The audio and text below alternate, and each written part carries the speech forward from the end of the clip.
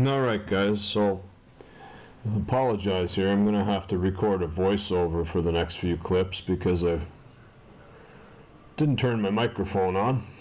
So anyway, here you can see I've got it's all been welded up, even splashed a little paint on it, and mounted all the tires except for one.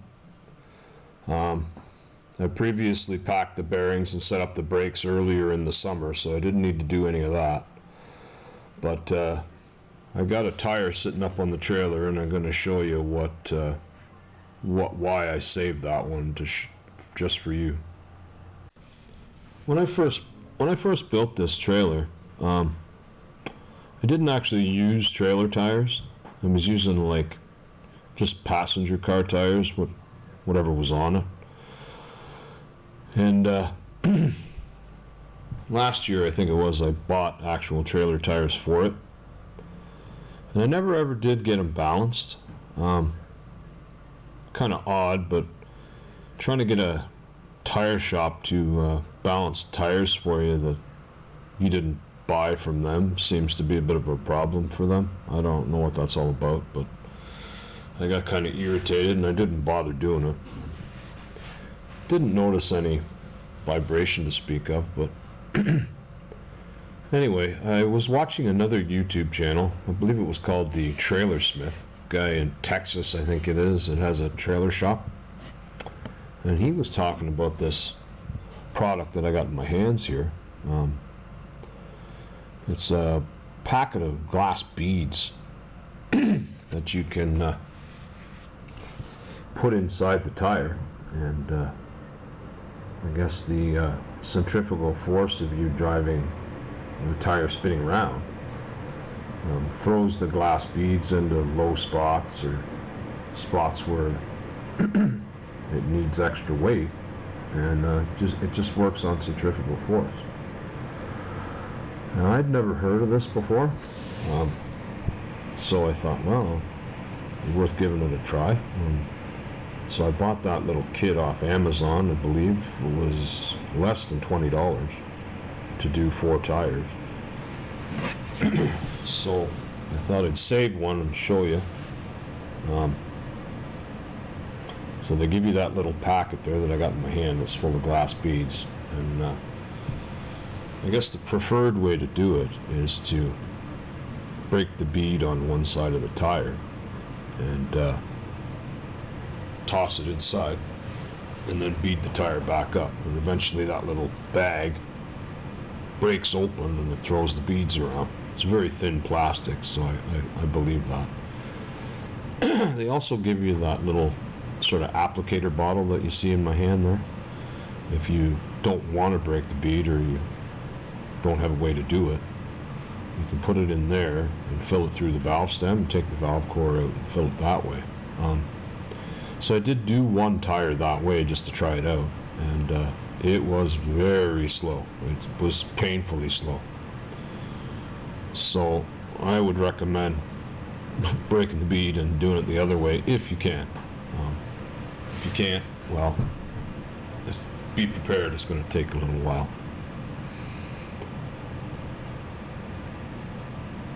So anyway, not sure what I'm rattling on about there, but in a minute you should see me with my tire spoon and just pull the edge of the tire out of the way so you can slip that packet in and off you go. It's sort of hard to remember what I was rattling on about when I don't have the audio.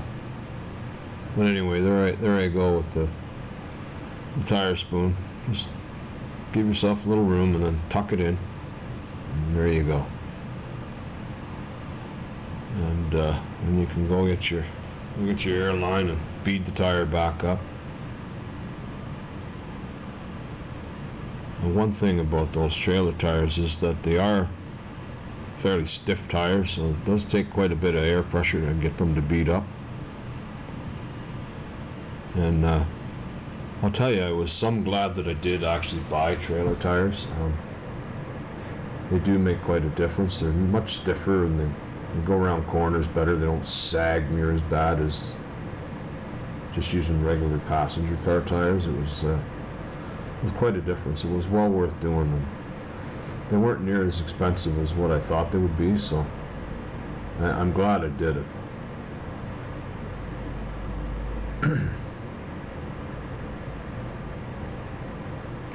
I just seem to recall dropping something on the floor. Oh yeah, there it is. So in the little kit they give you this new valve stems, and that one there, it has sort of a plastic tip on the end. I assume that is to maybe keep the glass beads from clogging your valve stem. And then they also give you a nice little chrome cap to go with it, which is cool because I didn't have any valve caps on those rims.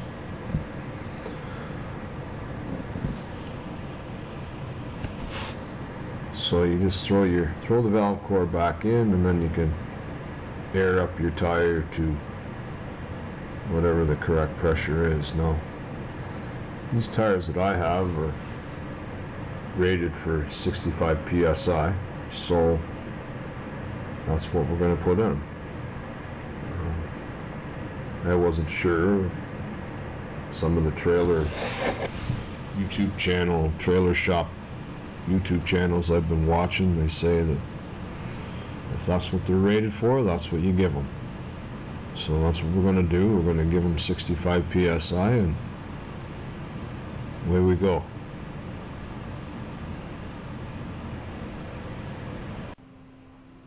Alrighty guys, so everything's mounted now, ready to go. It's sitting flat on the floor now, and you can see my checker plate that I put in. Hopefully you can see it.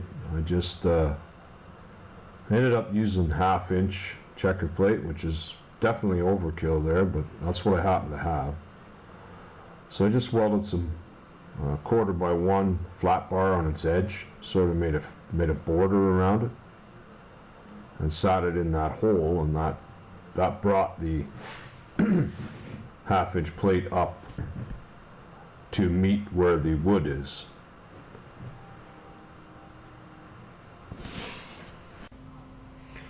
Alrighty, so I did end up mounting my spare tire like I wanted to. I removed that rectangular toolbox that I had on there, put it there. I thought that'd be about the best place for it. I just drilled a couple of studs in through that square tube and welded them on, and then I picked up 2 of the holes from the rims and put a plate on it with a nut, and I even bought a cover for the tire, which doesn't seem all that funny, but anybody who knows me and knows me well will find that funny. But the sun is terrible on tires, so that's why I thought I'd better do that. I even bought a cover for my winch, a little shower curtain and deal there, cover that up. So we went all out.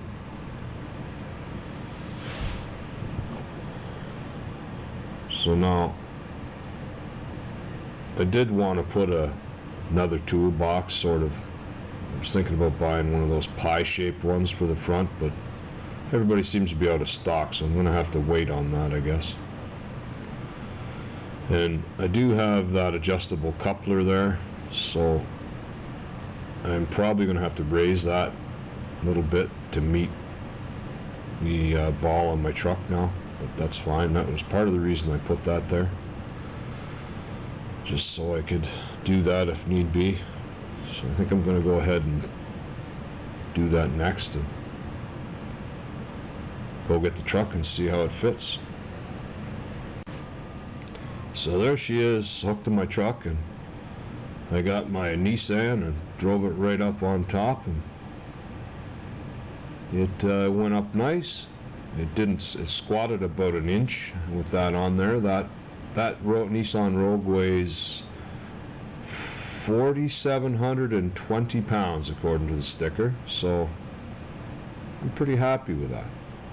The ramps were really nice and gentle for that car. It's not super low to the ground, but it's low enough. So I think I'm going to leave the ramps the way they are. I know I said I was going to maybe modify them, but I think I'm going to leave them for the time being. They've worked out well for that. I think I'm going to leave them alone. So yeah, I'm pretty satisfied with what I accomplished. It would have been nice to do a little bit more beautification, but I'm running out of time. I'm going to need this trailer pretty soon, so that's the end of that.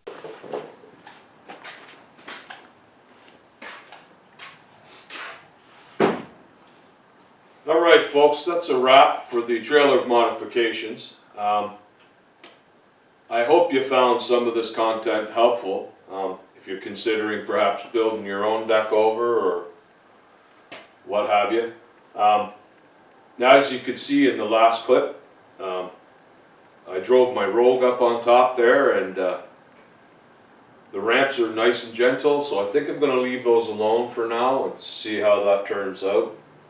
I had to sort of finish up abruptly here. I got lots of other things I got to do. The weather's slowly turning, crapping out on us here, so I got to get moving on some other things. So I hope you found that helpful. If you did, if you liked the video, smash the like button down below. It really helps out the channel. And if you wouldn't mind doing me a favor, consider subscribing. It doesn't cost you a dime, and it only takes a second of your time. Bye for now.